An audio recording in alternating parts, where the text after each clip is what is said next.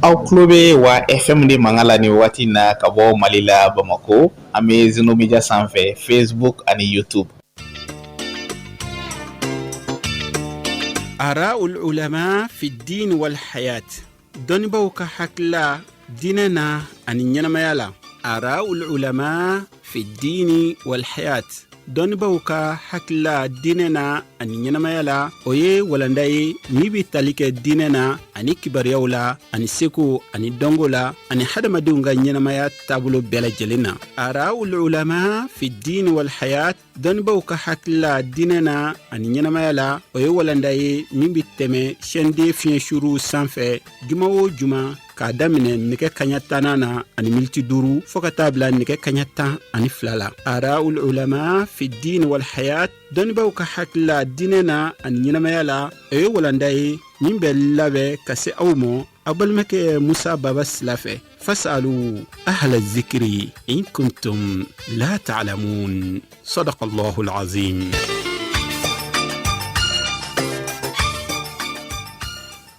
أعوذ بالله من الشيطان الرجيم بسم الله الرحمن الرحيم الحمد لله رب العالمين نحمده ونستعينه ونستغفره ونعوذ به من شرور أنفسنا ومن سيئات أعمالنا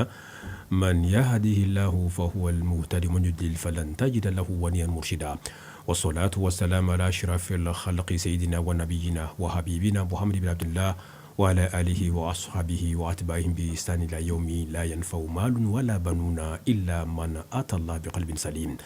malmal salama wa assalamu alaikum wa rahmatullahi ta'ala wa barakatuh. Watina osolembe auka radio mandira radio shonde ni bodo mai konana ikaro ka fo mi février kaloye ambale kle konontona bi samba fla ani samwana watikinena mi rajaba kaloye ambale kle mwani shekina bi samba kilin sanke menani sambina ni sanduru ala kira sallallahu alaihi wasallam boli makani kata madina no hijra sani allah ta'ala sona sini sibiri o kaloye o ya kle mwa an kononto no rajaba kaloye na uka fitri selu no olu bana sini sibirila anga je ɲɔgɔn fɛ an ka kalo ɲini ikaro ni kalo yera sini sibirila min ye karidun ye sa sini ngene no kan ka bɛn 11 février ma o bɛ kɛ sunkalo mangɔnɔ tile fɔlɔ ye daleka ye sha ni kalo ma ye sini o kumana me kalo yan b'a dafa karidon o kumana min ye dɛnɛndon ye sa ni ala y'an si jogo kɔnɔ o b'a sɔrɔ an donna sunkalo mangɔnɔ in kɔnɔ allahu taala k'a yɛrɛna hɛrɛ la o kumana me ka waatiba min kɔnɔ a tɔ tora panko kelen ani ɲɛ wawa ye o kumana juru bɛ minnu na a ye juru a y'u sara cogo ni waati ninnu na an ka se ka kaloba ye an ka kunbɛn hɛrɛ ani baden na allahu taala k'a yira an kelen kelen bɛɛ lajɛlen na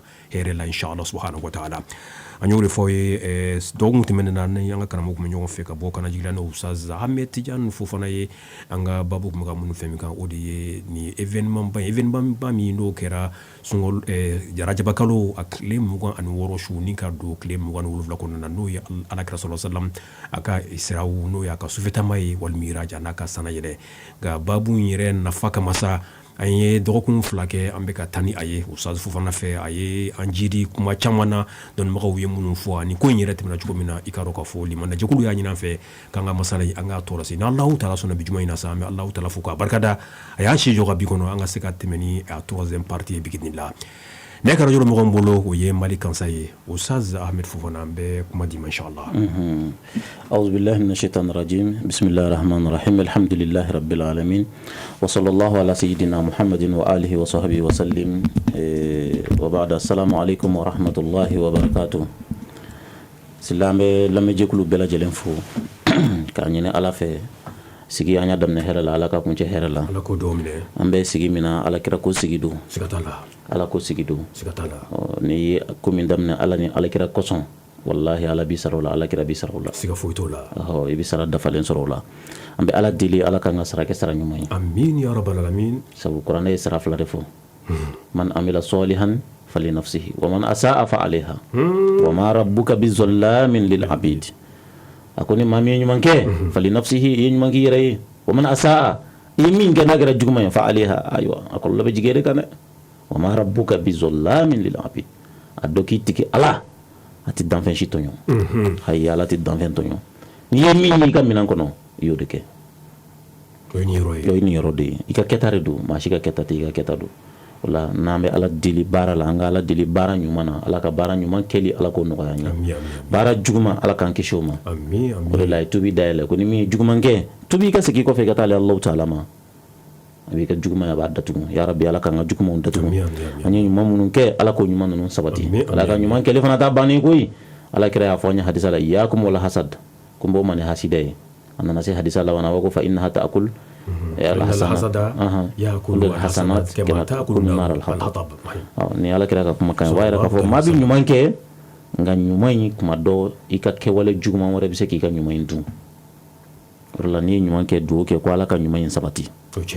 do ko la kala ka nyuma yin sabati ni ala nyuma yin sabati ibi lafiya mo la me do ke kuma be ko ni nyuma munun ke ala ka nga nyuma ke lon sabati ala ka minambolo kat la ka sabati sabati lana min ni atemene ka ke foyi jursara yi wo foyi tato ante bara foyi ke mi baci Allahu akbar ya rabbi ala ko kelen no ganya ala ko domle silambe do ke jamana yi ka do ke jamana nyamo yi ka do ke jamana diwni ala ka mbela jede be so ba ma cheben kambe ala ko sabati jamana yi kono jamana yi ala ka basigi jamana yi ala ka kolosuma ala ka jamana yi jana ya rabbi ala ka jamana yi jana ala ko ka ala ya bunya ko so ala ko ka ngambe kalo bamina ala ko la horma ko so ala ko ka kiraba la horma ko so ala ko ka alquran horma ko so salli ala muhammad amin ya rabbi silambe ala fuka barkada ka ala wali nyumondo ala min sona ka ansiki ni kenaka yira kuma ni ansiki ko sabana yi ni walanda kilin kuna wayra ka fuko walanda nga bunde aunte me wa me walanda min kuna wallahi silla ni ndilla ka fo yango zikriyatu mun bi yeno na watu sera abe islamo hakli jigni min kala fem badi do islam ya kono sab qur'an era da fo wazakirhim bi ayamillah ko musa mako maw hakli jigni ala ka dombawla sabu ala ko min ke ake ka be jine don do mo ara ko watil kala ayam awara ko jine don te dongele don chamande do ayam jine don chamande no dawil ha bayna nas amma yela ma mo ni nyonche o ko mala kera ka fana ka nyana ma ko no ko bo dowre kera ko no ko bilik bo ko mun be ni datse ga man ko kan o ma isra wal mi'raj no e sufeta man sana yele o yo ko la bilik do e na fira fo ko mina ni nunu nye des émissions événementiel ni femme watu sera bon avant yere ni soja parce que mogo no be sogo radio chaîne de la kanga ni dine masalo name iba soro kuma bela ube page konnana ko tin fo te chuka fo te chuka mo are kira sabo mogo tene ni ngare be dumba yi wati parce que ma be fo iba la iba be do tu es dans la page iba kono wallahi ni be ni wati na ni sanga ni ndonyi parce que anya don wo fo wajulu be sigi wati ma yulu be fo oui misali ala me bonni na sisa e kalo jete fo bi ambe bo kalo jete ambe bo klem wan shiki mon kono me bokono samina se muma to do ko foko fendo makono sungolo makono donc o bayra ko no fana sera dro la ben juma sabati yani sungolo kase directement rebina donc sungolo te chuma shika ala kan deme ambe ala deli ala ka kal jina saray ala ka kal jina saray ala ka doni jahannama ce amin ya rabbal ala ka doni jahannama ce silla ni ala kira ka sorole mais hali ala kira mantun dama se ka manku ka Quran ma manku ka chugo mi mantu ni Quran ma manku mantu se ka manku ya amba fo ko dogo ka tan nani na farkule o be ka do fala ko ni kera alay hal sanayele mon kera min ko an ni de tarasa o min ko farkolo na ni de tarao min ko ayi o shita sugura de sawo alay sanayele mon kera de ko bade do ko bili bade sanayele o de la anga wala na temene an tunjora romina o de anya tilia ka nyefo ka fo ala kera sangulo folo ni flana fo sangulo wolonvla fo annabla ibrahima de nyon so sangulo wolonvla la atemena annabla ibrahima la min ke fatra se sidratul muntaha la ango be fo ma ko yi dan to monon suyi o kuma ala kera sera min ke ko kuma chama me fo sidratul muntaha la ni doni fo ala ambe fitini ni min do ala ka fo yeno allah taala ku munum be no ala ya fo ko laqad ra'a min ayati rabbihil kubra sillahi kabako yeno de ani kabako la antunye chama fo ulula sella don kala do ya fo ka fo ko yeno ala kera sele sidratul muntaha fana la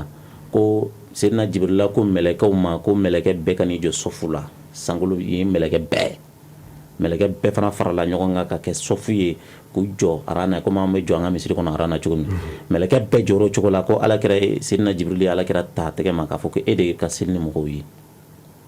ashukele ngoni aho rela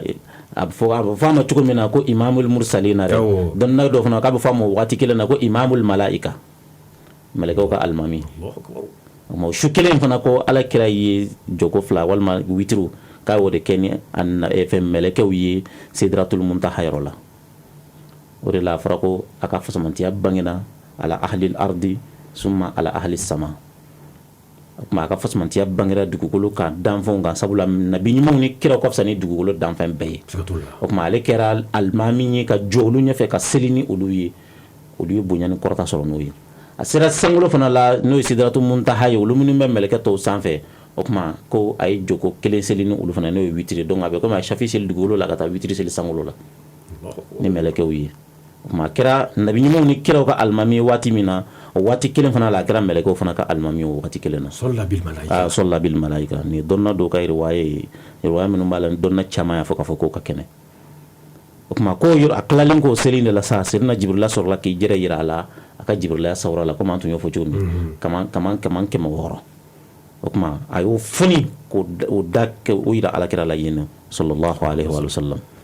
kuma o kuma tin chama folu la antana sigi ulu no katugina bal ala dile ala man bena sawaba ma o kuma ko ala kira ni jibril klala yin fen chama jira la kuma mo be sanayela nga seka wala nay to dafa bi o kuma ko o klale ulu kula kaba ko munum bi allah taala kaba ko chama jira la sa wala ba fukura inda jannatul ma'wa o kuma yin kaba ko chama jira la yi o nga jaji inte ala kira ka voyage dan roy o me yin jibril ta dan roy وما منا مقام معلوم okuma ko ala kiran jibril klalo wala jibril ko kirama ko tamama bangoy ko tamama bago ayi okuma ko yala la sidratul muntaha nu boray yorodo de bino okuma wo iddan roy o be sidratul muntaha lay o seray min ke jibril yi joy ja beni ga dan rodo beni ga dan rodo silla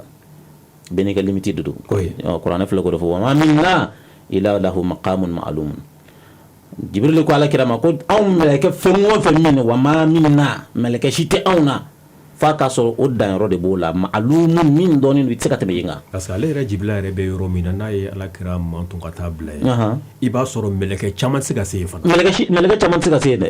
ayi ni jibril te benu joro do ni jibril di min ke ni jibril la fana te meleke to tsiko ke ni yo ka adamandila de ka fon yo ka adamandila de anglanen do ma ye kumalo na mbora kam tanga planeti woro la dugulo planeti no anda ko planeti chamambe wa akara chiama ke cheme alai hal na mo ko ko kubita halif fan wora fe minga jaddu ko la ngame la ben do sapati bien sûr parce que ala kele no ka yan la ben ka be on ga choya de ma am se ka baloni ne kono na mbora ni kono ka sel la hala dola iba yan se ka balu tuguni pour que anga balu fanga fendo re femi me dugu ko len ka no ba to ame to balu kono fango fen la ben ka tanu li ambulo yi do ameto balu la no la hala de abi comme hanni na jigi dugu lo jukoro meter hage de be ni seroma ni anga ni gaje mi fle dugu ko ka no mi la sore bisa woni yella sambe fana o cuga kelen no o kuma o ba ala yi on labben ka kala kan yoro fana labben ka on bla o de kono la o kuma meleke o fana bo la hala de kono ye o fana ka espace de be no daimi no tenano ka o fana se ka baloke tu se ka nyana ma ke o kuma jibril do fa ala kira nyana sallallahu alaihi wa sallam ani jibril ala kiran jibril serendro jibril yijo kira ko ma ko afi misli hadha al maqam yatruku al qalil qalila ako yala nin joro na nyoko na jibril tribla yano jibril sallallahu ala kira jabi ako wallahi law tajawaztu la taraktu bin nur ako wallahi nin tamana yan kan nora bin nyeli nora bin jini o riwaya do la ba ko law danawtu an mulatan la taraktu ako muhammadu jom flayro minay ni ne bulungun kru kele nyogona hake ni nyo o dum ka se ndanga daro na ni temana ga ni bulungun kru kele nyogona hake ako mijini mfargo letse ka supporter ya famia okma ya yi kunyu meno ye operation ne ala kira ya ni make jibril law no operation gara jibril la fana tumitaw operation gara ala kira la ka dani ndeka se abena tayoro minna ko la benke ko fondo ala c'est comme que logiciel sigala ma famu chugo mi biya ngajin labana ko logiciel sigala pour que na tarana dono ko kono kana se ka fenkala jibril ma se ka sero mala kira temena inga me be ala kira jibril compare chugo di ibadu la ko ala kira muhammad sallallahu alaihi wa sallam afdalul khalq bila munazi sosali ba taala muhammadun basharun la kal bashar bal huwa al yaqut bayna al hajar alakira ye farikolo tigi nka n'an tɔw tɛ kelen ye dɛ ayi a ka farikolo tigiya ani anw si ta tɛ kelen ani mɛlɛkɛw ta tɛ kelen ayi a ka fisa ni danfɛn bɛɛ ye famablagul ilmi fihi annahu basharun wa annahu khayru khalqillahi kullihim ko adamadenw an ka dɔnni dan ye muhamadu ko in na farikolo tigi dɔ danfɛn dɔ ala tɛ ala ya dɔ t'a la a banna a n'a ka fisa ala ka danfɛn bɛɛ ye anw dan ye nin de ye sinɔn nin min filɛ ka fɔ nin ye e bɛ se ka kɔrɔ jumɛn fɔ nin na e bɛ se ka mun fɔ alakira ko la nin kɔfɛ sa mɛlɛkɛ jibirila danna yɔrɔ min muhamadu tɛmɛna yen kan fofana e yɛrɛ i bɛ fɛn caman fɔ kira la i bɛ fɛn caman fɔ a la yɛrɛ an bɛ dɔɔnin de fɔ a la dɔ de ye hali ni ɲɔgɔnnaw la i filɛ sigiyɔrɔ kelen min na ala ka ɲinɛ an ka cɛkɔrɔba la n'o Ustaz Cɛmaw Kamite cɛkɔrɔba ɲuman a sigilen yɔrɔ kelen na an sera nin ɲɔgɔnna nin kuma dɔw ne ye ɲininkali kɛ ne ko n ko kuma na n ko ala kɛra sɔrɔ n ko n'a ka fisa ni ala ka danfɛn bɛɛ lajɛlen on dirait ni ɲininkali in balala i b'a dɔn Ustaz Kamite wulila ala yɛrɛ bɔ a kalama a bɛ kɛ komi jasmu ya a wulila k'i jɔ ka bɔ sɔrɔ k'a jɔ Allahu akbar Allahu ka sanga ta yana ka don kuma in kuma kɔnɔ c'est kuma y'a dépassé Allahu akbar parce que ye min ɲininkali min kɛ nin ye a y'a sɔrɔ a bɛ lahala min na Muhamadu ko la wallahi a bɛ fɛn k'i la min ka jugu nin ye alakira Muhammad sallallahu alaihi wa sallam parce que ale ko i y'a fɔ cogo ale ko adamaden t'a dɔn an t'a dɔn an bɛ mun dɔn alakira ko la famablagul ilmi fihi annahu basharun wa annahu khayru khalqillahi kullihim anw dan y'o de ye danfɛn don a ka fisa ala ka danfɛn bɛɛ nin fila an ka dɔnniya an ka dan y'o de ye la Allahu akbar Allahu akbar an tɛ sɛnɛyɛlɛ de la wa mais sankolo ka dugukolo k'a daminɛ Makan ka taa Jerusalem fɔlɔ o kelen pe k'o kɛ su kelen kɔnɔ fɔlɔ i k'o jateminɛ bani ni y'anw bila o la o fiɲɛ hali bi avion na a bɛ kɛ nka avion n'an ka fɛnw bɛɛ datugulen don tarde de an m'o kɛ wa an ye san joli de kɛ pour que ka se k'o kɛ mais ale y'a kɛ su kelen ka tila ka segin voilà layila nin ma ko su waatinin don o kɔrɔ hali su bɛɛ tɛ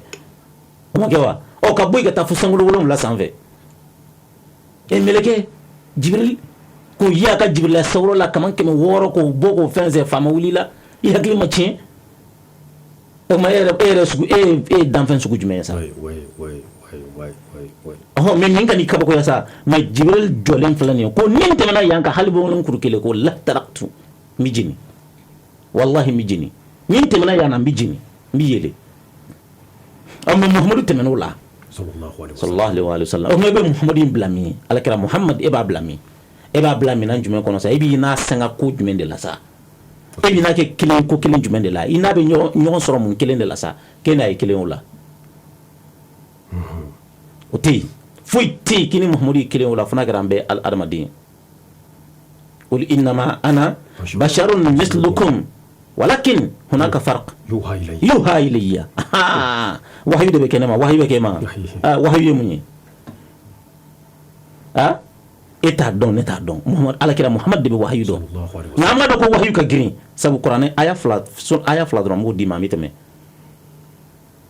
y'a faamuya a y'a fɔ la ko law anzalna hadha alqur'ana ala jabalin la ra'aytahu khashi'an mutasaddian min khashyati Allah ko n'an tun ye kuranɛ jigi kulu kan a bɛ kari ala m'o fɔ wa mais kuranɛ jiginna alakira ka alakira kari la o tuma alakira valeur ni kulu valeur e k'o lajɛ ta jumɛn ka bon e ka alakira ni kulu lajɛ sisan fɛn dɔ bɛ yen a ka bon ni fɛn dɔ ye fɛn dɔ ka bon fɛn dɔ ye nka fɛn dɔ ka girin fɛn dɔ ye dɛ i ka bon ni min o kɔrɔ tɛ k'i ka girin o ye dɛ bonya la hajmu na kulu ka bon alakira ye o nka poids la kulu tɛ alakira bɔ dɛ wallahi kulu tɛ alakira bɔ kulu b'o dɔn nabila Musa ye ala ɲininka ko arabi arini anzuru ilayk an b'o fɔ wa ala y'a jaabi mun ye lan tarani walakin unzur ila aljabali fa in istaqarra makanahu fasawfa tarani ala m'o fɔ ye wa a ko ala yɛrɛ yira na a ko Musa i tɛ se k'an ye a ko nka sa kulu filɛ o ka bon n'i ye ni kulu sera ka to a nɔ la fasawfa tarani a dɔ la i bɛ ɲɛ falamma tajalla rabbuhu liljabali ja'alahu dakka tuma min ala ye tajalli kɛ kulu la ko kulu karila k'a mugumugu ka bin wa qarra Musa sa'iqan Musa binna k'a kirin dewu kuranɛ m'o fɔ wa a y'o fɔ ko ni kuranɛ in kun jiginna kulu kan ko kulu fana tun bɛ kɛ ten mais kuranɛ jiginna alakira kan alakira ma kari alakira ma mugumugu sallallahu alaihi wa sallam ka tila k'a fɔ inna sanulqi alayka qawlan saqila an bɛna kumakan min jigi k'a ka girin kuranɛ ka girin dɛ don lamɛ kan professeur Balame ala ka sijani kɛnɛ dana ma Yakub Dugure a sera nin yɔrɔ ma a ko kuranɛ bɛ jigin waati min na ko an bɛ se ka faamu cogo min a kalaman bari i b'a fɔ k'a kalaman de bɛ kana n'a dira ma waati a b'an jeni an tɛ sa kɔrɔ o kuma ka ala kira dusukun de bɛ komi a stabilisateur a bɛ jigin yen de o b'a minɛ e m'a ye ko ni a fɔra ni kuranɛ tun bɛ jigin ala kira kan nɛnɛ fɛ nɛnɛ mɔgɔ bɛ k'u mɔrɔmɔrɔ waati min na nɛnɛ fɛ ko ni kuranɛ bɛ jigin ala kira kan waati k'a bɛ wɔsi f'a wɔsi ji kɛnɛ bɛ tɔmtɔm ye kuranɛ ka girin dɛ mais n'a fɔ ale b'a amorti k'a amorti k'a kalaya ni fɛn o fɛn min b'a la k'a bɔ a b'o bɛɛ la ale bɛ sɔrɔ k'a bɔ a dabara kɔnɔ sisan k'a fɔ anw ye anw bɛ se k'a lamɛn o waati de Muhamadu Rasulullah sallallahu Jibril bɛ jigin n'a ye waati min n'an y'a mɛn an bɛ sa wallahi an bɛ sa kuranɛ dɔw jigitɔ la kuranɛ aya dɔw bɛ kuranɛ sɔrɔ dɔw jigitɔ mɛlɛkɛ 70,000 de ye Jibril la kɔma i ka jigin n'a ye ala n'a giriya kojugu fɛ mɛlɛkɛ 70,000 o de jiginna n'o sɔrɔ dɔw ye ani aya dɔw ye tɛ ala n'u puissance fɛ puissance b'a dɔn kuranɛ ka girin sila ni ala kira tɛ wallahi ni kuranɛ gansan n'a kun jiginna dugukolo k'a bɛ kari an tɛ se Muhamadu ye cɛ ye koyi anw tɛ Muhamadu valeur dɔn mais ala ye min dɔn an bɛna taa s'a ma ala ye min dɔn Muhamadu ko in na anw t'o dɔn i bɛna dɔ sana yɛlɛ na ko Muhamadu ko in tɛ ko den ye ala bolo ko koba de don ani Jibril filɛ ka ɲɔgɔn bila ani Jibril kɛlen ka ɲɔgɔn bila ala kira de Jibril ɲininka ko ya Jibril hal laka haja min hajatin ila rabbik a ko Jibril yala mago b'i ye ka taa ala yɔrɔ n k'a fɔ ala ye wa sabu Muhamadu y'a dɔn sisan Jibril kɔni jɔra Jibril dɛsɛra o Jibril dɛsɛra Jibril yɛrɛ dɛsɛra sa o jɔra ye o danna ye parce que ni seri dan yɔrɔ la i dɛsɛra o kuma jɔn bɛ taa sa ala kira Muhammad a ko Jibril mago dɔ b'i la Jibril ko hatɛ a ko mago b'i na a ko i ka mago ye jumɛn ye a ko Muhamadu n ka mago ye min ye k'a fɔ lahara ala ɲɛna ko lahara don ala ka ne fara i manton dɔnnibagaw kan minnu b'u dɔnni ka siratu tigɛ ne Jibril ka k'o dɔ ye n ka k'i manton ka baara kɛ den n b'o de fɛ ko n ka ɲini fɛn ye ko de n ka ɲini fɛn ye aw tɛ ala i k'o se ala ma anw tɛ ala kira valeur dɔn i k'o se ala ma i k'o se ala ma o de ka di n ye ala ka sɔn k'o accordé n ye parce que ne y'a fɔ a bɛ sɔn walasa sa ne y'a fɔ a bɛ sɔn dɛ c'est là bɛɛ y'i deli i ma sɔn min kan k'i deli o de m'i deli n'i delibaga y'i deli don o de bɛ sɔn ni ala kira y'ala deli ala bɛ sɔn siga t'o la Jibril b'o dɔn ko ni ala kira y'a fɔ ala ye bɛɛ ala bɛ sɔn a bɛ sira labila o de la ko e k'a fɔ ala ye k'a ka ne k'i manton ka baarakɛla ye siratu sanfɛ ka siratu tigɛ n'o ye ala kira ko ɲaamɛ Jibril fana y'a fɔ a ye ko ya Muhammad a ko i bɛ ka taa ala min fɛ yen ala in b'e tanu kosɛbɛ dɛ wa ala tulo b'e ka kuma la kuma bɛɛ o kuma ala ka kumakanw a lamɛn i k'u labato kuma minnu bɛ ka fɔ a kan'i jawuli a kan'i jasiran i k'a dɔn ko ala ye masaba de ye Muhamadu ala bɛ e Muhamadu fɛ dɛ ko yɔrɔ in de la ye sa dɔw ko Sidratul Muntaha yɔrɔ do dɔw ko k'a sɔrɔ alakira tɛmɛna yen kan tahiya nana yen de kuma alakira ye Jibril ye tanu min fɔ ala la ko ala bɛ nin k'ale ala bɛ nin k'ale ala bɛ nin k'ale la ko yɔrɔ in de la alakira fana ko attahiyatu lillah ko foli bɛ Allahu taala foli bɛ ne daba masa ye ala min sɔnna ka nin hɛrɛba in bɛ ni ne Muhamadu ma ka ni bonyaba in bɛ kɛ ne fo mɛlɛkɛw bɛ ne tanu ka se nin degré ma o kuma attahiyatu lillah foli bɛ ala ye o kuma dɔnna dɔw y'a fɔ nin cogo la a ko attahiyatu lillah wassalawatu wattayyibatu lillah dɔw ko attahiyatu lillah azzakiyatu lillah attayyibatu salawatu lillah riwaya na cogo ka ca mana fa fɛn o fɛn min na bɛɛ kalima kelen a bɛɛ bɛ ɲɔgɔn sɔrɔ même ni a iman ninnu lajɛ a imatul madahib ni alfazo ninnu fɔcogo b'a la riwayaw na cogo a bɛɛ ye kelen ye riwayaw na cogo de don riwayaw na cogo de don o kuma ko a kelen ko fɔ waati min na ko ala fana y'a laminɛ ala yɛrɛ ka sebaaya kumakan a y'o mɛn a tulo la ko ala yɛrɛ ko a ma assalamu alayka ayuhan nabiyyu wa rahmatullahi wa barakatuhu allahu akbaru allahu akbaru o kuma ko ala yɛrɛ de ye nin fɔ a ma ko kisi ala ka kisi b'i kan ya e nabi ɲumanba wa rahmatullah ala ka hinɛ b'i kan wa barakatuhu ala ka barika b'i kan e mun tora diɲɛ kɔnɔ kisi hinɛ ani barika mun tora mun bɛ tugun ala ko k'a ye nin bɛɛ kɛ ala kira Muhammad kan sallallahu alaihi wa sallam o kuma ko ala kelen ka nin fɔ waati min na ko a tɔgɔ ala kira ko sallallahu alaihi wa sallam ko assalamu alayna wa ala ibadillahi as-salihin ko ala kira yɛrɛ de ye nin jaabi di ko ala kira fana ko o kuma ko ala ka kisi n'o bɛ ne kan ne kelen tɛ ani ala ka jɔn ɲuman bɛɛ o kuma a ye jɔn ɲuman bɛɛ ton a kɔnɔ ka fara a kan ko Jibril fana sɔrɔla ka a fɔ o yɔrɔ la ko ashhadu an la ilaha illallah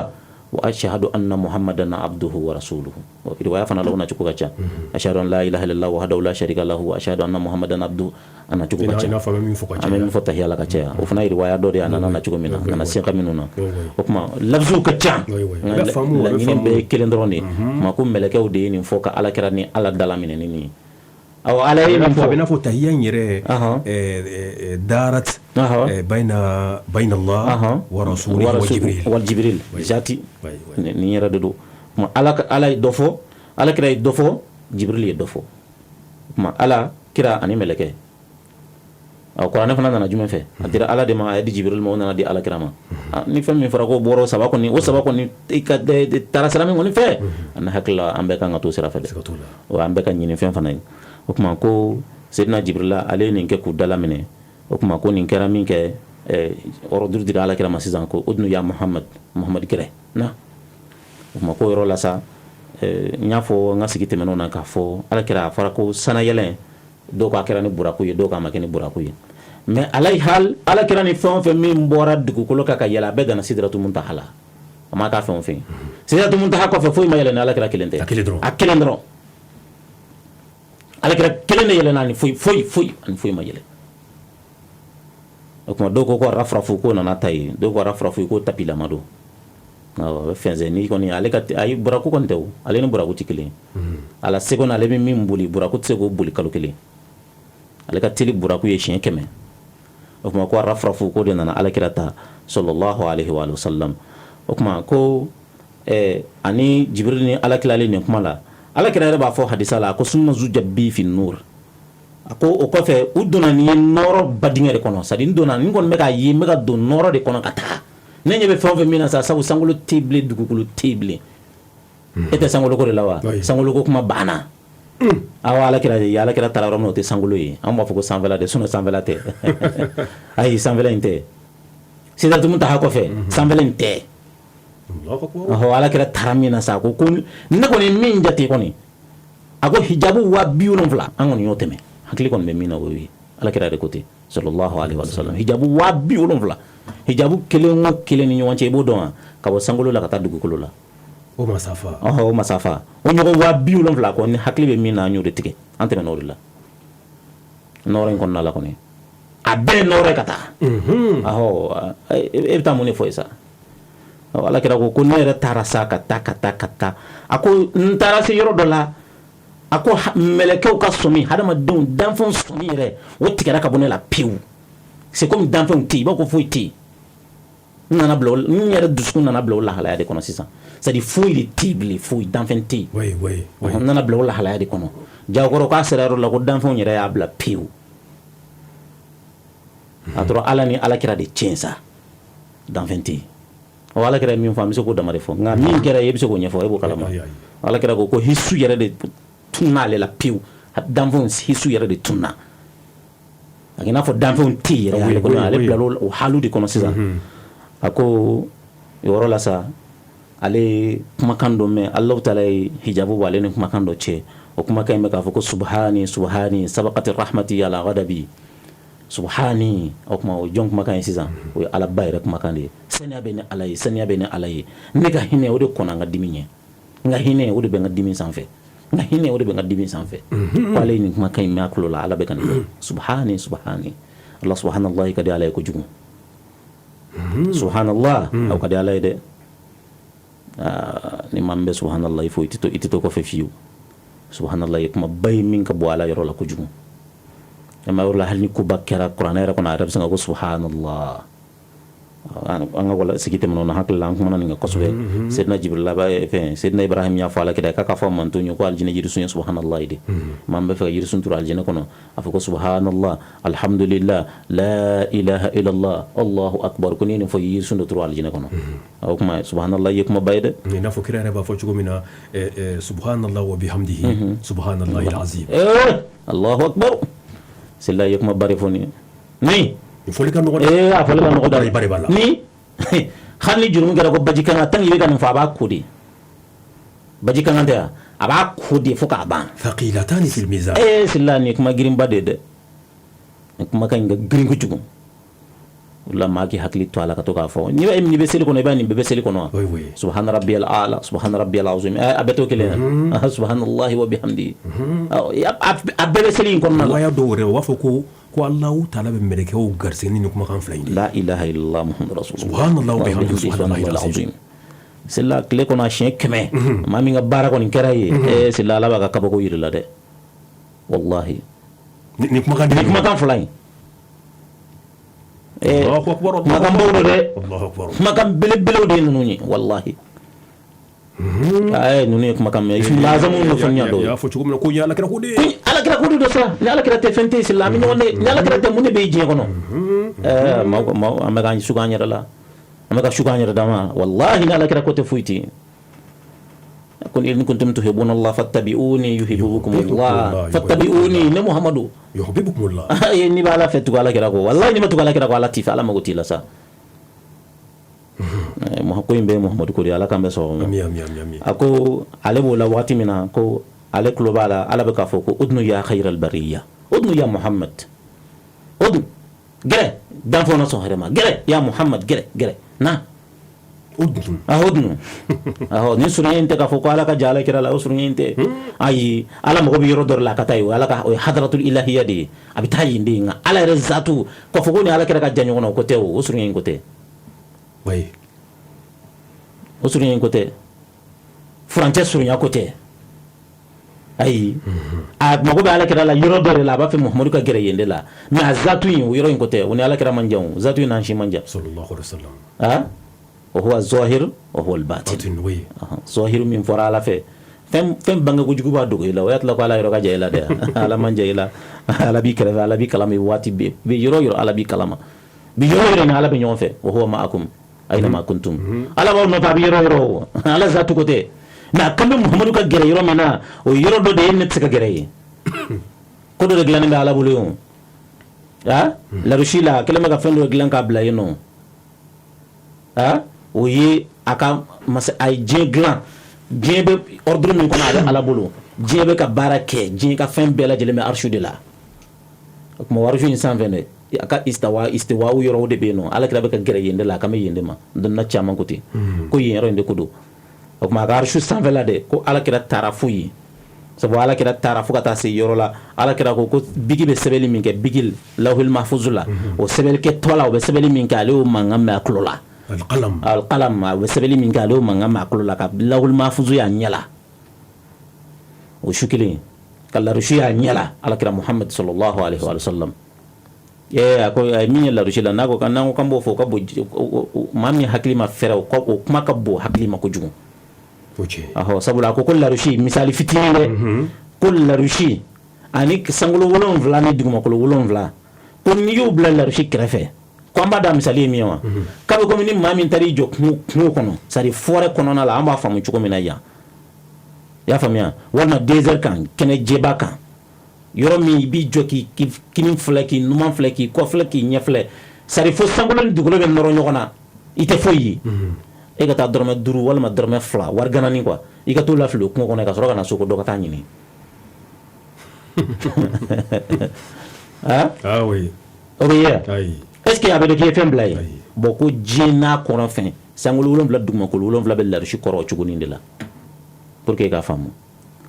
ka donc jina ala ka dan fo na fitini ndi o men ndi gugolo min ka ala ka dan fo na fitini ndi do ni tebele bay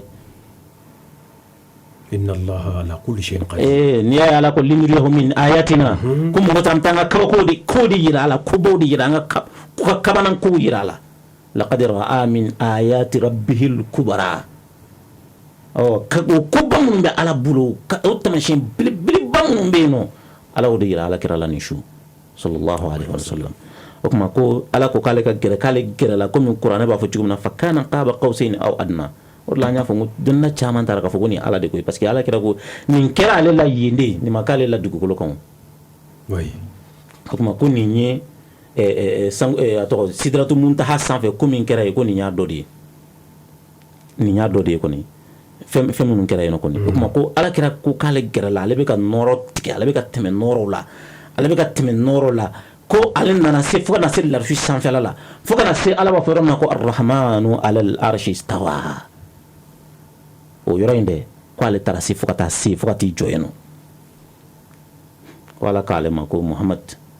i hakili sigi yan foyi tɔɔrɔ tɛ yan degun tɛ yan foyi tɛ yan o kuma ko ala y'a fɔ ale ɲɛna ko huwa allazi yusalli alaykum wa malaikatuhu liyukhrijakum mina zulumati ila nur i hakili sigi Muhamad ala de bɛ a ka sɔli a ka nɛɛma ala de b'o kɛ kan a n'a ka mɛlɛkɛw mun kosɔn ka aw labɔ dibi la ka taa n'aw ye yeelen na n bɛ ka na ko de yiri la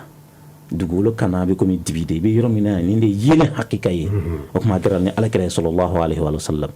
alakira ko yɔrɔ in na sa ko ala y'ale ɲininka ale komi y'a ɲɛla ale jɔra a ma se ka kuma a ma se ka taa ɲɛfɛ a ma se ka segin kɔfɛ a jɔlen tora a nɔ la a selen ye o yɔrɔ in na sa istiwa yɔrɔ ale sera ale mɔmuna a jɔra a nɔ la ko ala y'ale ɲininka yɔrɔ la ale yɛrɛ bɛ ka lakali tan ale bɛ ka lakali k'ale ma se ka kuma ko yɔrɔ la sa ko sebaya tɛgɛ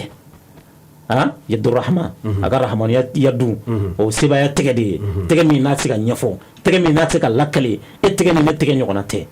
ala kira ko yɔrɔ in na ko nana d'ale kamakun na o tɛgɛ in nana d'ale kamakun na ani ni tɛgɛ in tɛ kelen dɛ hadamaden n'an bɛ fɛn fɔ wa i b'a lakali mɔgɔ minnu ye olu b'a faamu cogo min i b'a fɔ ten de sinon ala ka tɛgɛ tɛ ala la komi e ni ne shay'un foyi ni ala tɛ kelen ye kullu ma khatara fi bibalika fallahu bi khilafihi fɛn o fɛn jiginna hadamaden kɔnɔ ni ala tɛ kelen ayo ni ala tɛ kelen ye o kuma ko yɔrɔ in na sa a ko ala kelen ka o sebaya tɛgɛ in d'ale Muhamadu kamakun kan a ko o sumaya o sadi o ja walima o lafiya ano hakili sigi n'o nɛɛma ko ale y'o sɔrɔ fa dusukun kɔnɔna la ale farikolo fan bɛɛ lajɛlen y'o santi a ko yɔrɔ in na sa fa awrathani ilma al-awwalina wal akhirin a ko kɛra ne la yɔrɔ min na dɔrɔn a bɛ komi bi anw b'a faamu cogo min ala sina ka logiciel ala ye logiciel dɔ de sigi ne Muhamadu la fɔlɔ mɔgɔw ka dɔnni ni labanna mɔgɔw ka dɔnni ko min kɛra ko min bɛna kɛ ala y'a bɛɛ dɔnni ne Muhamadu ma o jɔyɔrɔnin kelen na o sanganin kelen na a bɛɛ dɔnni bɛɛ ɲɔgɔn ka fɔ dɔnni dɔ tun bɛ na koyi dɔnni dɔ tun bɛ ala kira la ka k'o ɲɔgɔn o y'a sɔrɔ dɔnniba de b'a la ja dɔnni tɔ tun bɛ yen wa allamaka ma lam takun ta'lam wa kana fadlullahi alayka azima ay Qur'an yɛrɛ de nin fɔ a ye ne de ye kalan fɛn na Muhamadu tun tɛ min dɔn wa qul rabbi zidni ilma ayiwa Qur'an yɛrɛ ko ten dɛ Muhamadu a fɔ ko ala ka dɔ fara i ka dɔnni kan a fɔ ko ala ka dɔ fara a ka dɔnko don sanuqri'uka fala tansa an b'i kalan Muhamadu i tɛ ɲina ala de y'a dɔnni di o kuma ko dɔnni min dira ale ma ye sa a ko dɔnni saba dira ale ma ye o yɔrɔ in na ye o sens de fo fana même ni ye nin yɛrɛ lajɛ ni hali n'an ye pour que ka i ka nin kuma in sɔnji da parce que hali ni an ye alikuranɛ yɛrɛ bɔ yen n'an ko alikuranɛ ye Alahu taala ka kumakan ye o jiginna alakira mais o ye ala ka kumakan de ye mais alakira sallallahu alaihi wasallam ale yɛrɛ ye kumakan min fɔ n'o an b'a fɔ ma k'olu ye hadisaw ye wallahi scientifiquement karamɔgɔw ni savanbaw u bɛ ka kɛrɛ ka kuma dɔw ta u bɛ ka fɛn sadira ni a kuma in fɔra mɛnna mais kɔsa in na de gindo minnu b'a kɔnɔ u bɛ ka bɔ n'a ye an bɛ ka dɔw y'a ko ni cɛ in a ye nin bɔ min a ye nin bɔ min Allahu Akbar lui il n'a pas fréquenté des grandes universités ayi non a b'a ka yɔrɔ in na karamɔgɔ dɔnni t'a la foyi mais dɔnni dira ala filɛ ka nin min fɔ nin ye a m'a fɔ ko n'an bɛ dumuni kalama k'i kana fiyɛ wa bi diɲɛ laban na an bɛ o dɔn ko gazi min bɛ bɔ adamaden kɔnɔ o b'a sɔrɔ o donna kɔnɔbara la ka bɔ o bɔtɔ ni fɛn dɔw de bɛ bɔ ɲɔgɔn fɛ kana to olu ka segin ka don i kɔnɔ mais Muhamadu y'a fɔ k'a ko bi ɲɛ o ka ko san'an ka diɲɛ laban dɔgɔtɔrɔw k'a fɔ san'a appareil k'a ye k'a fɔ ko microbe b'a la ni wulu y'a da don minɛn na a y'a ko ni hakɛ in na a ka bɔgɔ kɛ kelen na cɛncɛn ka tu as vu ayiwa diɲɛ laban na a dɔnna ko microbe min bɛ yen ja foyi tɛ se ka microbe in ban ni bɔgɔ tɛ walima cɛncɛn dugukolo de bɛ se ka microbe in faga Muhammadu Rasulullah sallallahu alaihi wasallam ko ma Qur'an yɛrɛ y'a fɔ ten dɛ ko Muhammadun Rasulullah Muhammadu ye ala ka ciden ye koyi wallahi Muhammadu de ye ala ka ciden ye ala ye min fɔ a ye o de ye tiɲɛ ye tugu kɔ wallazina ma'ahu ayiwa an to aya la sa Allahu akbar o kuma a ko yen sa ala ye dɔnni saba di yan dɔnni fasuguya saba a ko ala y'o de di yan a ko fa ilmun akaza alayya iktimanahu a ko a ye dɔnni dɔ di yan a ye layidu a y'a wajibiya nka ko n k'o dogo n ka n'o fɔ danfɛn ye sabula ko danfɛn tɛ se o kɔrɔ ne kelen de bɛ se k'o kɔrɔ mais danfɛn tɛ se o kɔrɔ ayiwa o bɛ ala kira la sallallahu alaihi wasallam la ilaha illallah muhammadu rasulullah e jebe min kadi danfɛn bɛɛ la ko ni ne kadi ala ye ka tɛmɛ bɛɛ kan o bɛ kɛ ten gansan président ka homme de confiance jamana kɔnɔ est-ce que ni maa tɔw ye kelen ye pas du tout n'o kɛra hala muso i b'a sɔrɔ o bɛ gindo min kalama maa wɛrɛ t'o kalama n'o kɛra den o bɛ min kalama i b'a sɔrɔ hala muso t'o kalama ala ka homme de confiance ala kanubaga ala diyaɲɛmɔgɔ ala danayamɔgɔ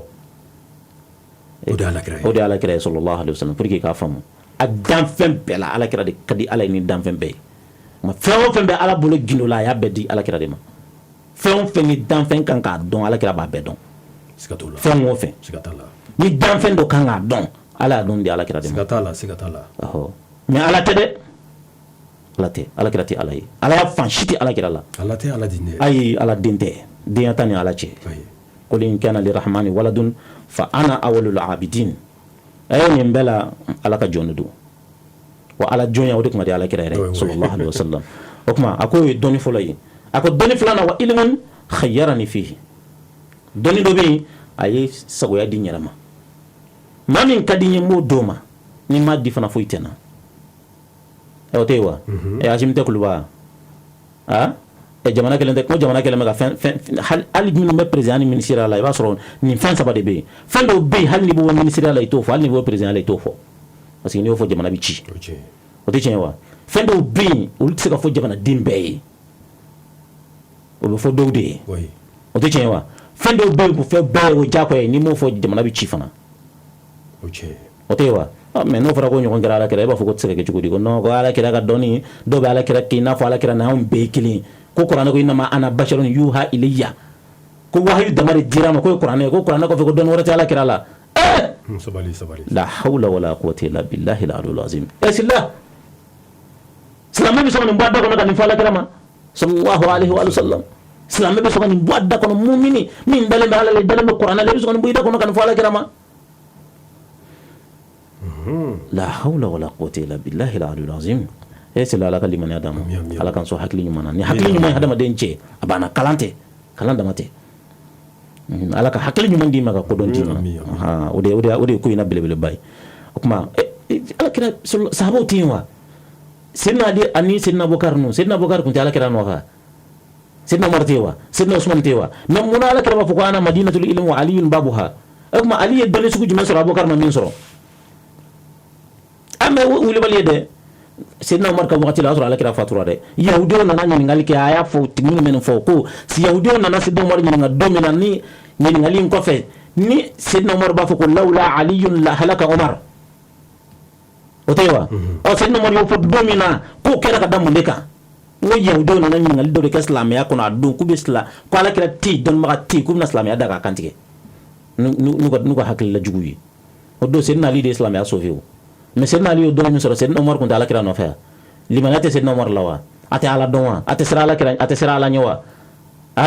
kuranɛ ma jigin a ɲɛna wa mais munna o don Seydina Umar ko ka taa Seydina Ali de wele ka na olu dɔnniw tɛ wajibi ye o ayi min ni min ka kan o bɛ d'o ma Seydina Umar fana dɔnni dɔ ka kan alakira y'o d'a ma o ani jɔyɔrɔ min ka kan alakira y'o d'a ma ani bonya min ka kan alakira y'o d'a ma o ma kɛ wa ayiwa bɛɛ n'i ka fɛn don salatu tasbihu filɛ mantonw bolo bi ala ni jɔn sababu alakira bɛn n'a kɛ Abbas o tɛ wa Madina nafigiw ka dɔnni ala y'a di jɔn ma Huzaifatul Yamani tɛ wa Aminul Umma o tɛ yen wa o ye Seydina Ali ya mais munna alakira ye nin bɛɛ ka dɔnni d'a ma Abbas den Abdullah alakira a ma fɔ ma ko Hibrul Umma wa mais munna a fa tɛ munna o ma ko ye bɛɛ ni fɛn bɛɛ don ala bolo subhanallah i b'a bila yen Abbas kɔfɛ Abdulayi bin Abbas kɔfɛ i b'a bila yen i bɛ se k'i ka hakilila de fɔ ale ka fɔlen kan nka ale mana bila yɔrɔ min i tɛ se ka bɔ yen dɛ an munna nin bɛɛ kɛra nin bɛɛ dɔnni sɔrɔ ni jɔn sababu ye an denyɛrɛnin nana di alakira de ma alakira de ye dugawu kɛ ka sɔrɔ k'a d'a fa ma ka nin minɛ den bɛna kɛ dɔnnibaga ye masakɛw bɛna bɔ a la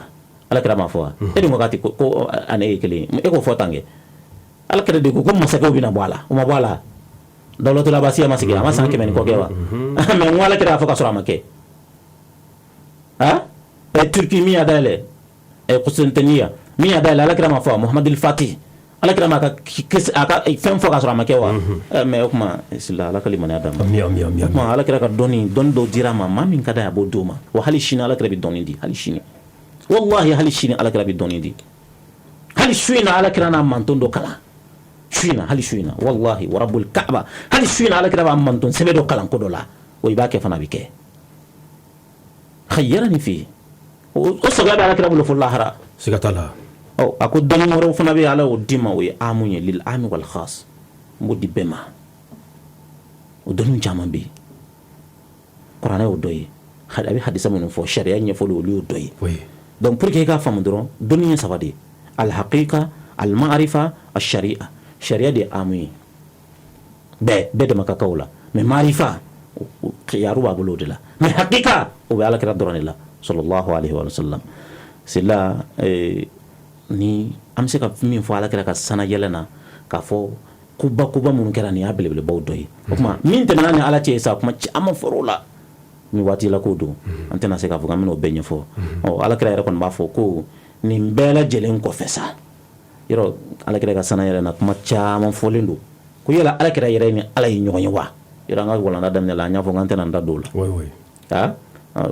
dɔnnibaw caman bɛ yen Abdulayi ibn Abbas ka riwaya kɛnɛmanw bɛ yen u b'a fɔ min ma ko ala kira ye ala ye Imam Nawawi u b'a fɔ a ka kitabu kɔnɔ ko arraji'u inda aktharil ulama annahu ra rabbahu bi ayni ra'sihi nin tɛ ne ka kuma ye dɛ Imam Nawawi n'o fɔra dɔnnikɛlaw fɛ yen o dɔnnen don dɛ a ko kuma girima ye min ye dɔnnibaga fanba fɛ yen ko de k'a fɔ ala kira ye ala ye n'a ɲɛkisɛ fila ye ale ko ten dɔnnibaga wɛrɛw fana ko ayi k'a ma ala ye an b'an yɛrɛ minɛ an bɛ jɔ yen nɔ komi walanda in an t'o nɔfɛ o ye a dama fɛn wɛrɛw ye an bɛ ala deli ala m'an bɛnna sababu ma o tuma ko nin bɛɛ de tɛmɛnen kɔ sa ani ala ka ɲɔgɔn ye kɔfɛ ko minnu kɛra ye ko caman don kuma caman fɔra ala kɛra yɔrɔ in na ye ko de kɔfɛ sa ala sɔrɔla k'a fɔ a ye ko bon n ye farida 50 d'i ma n ye seli 50 d'i ma seli farida tɛ dɛ seli 50 o tuma seli 50 n y'o farida ye ni manton kan seli 50 hamsina sola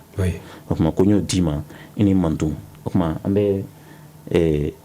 taa ni walada ye joona o tuma ko farida 50 in dila ale ma sa ale ni ala ye foli di ɲɔgɔn ma ala ko a ma ko o tuma sisan n ye sira d'i ma taa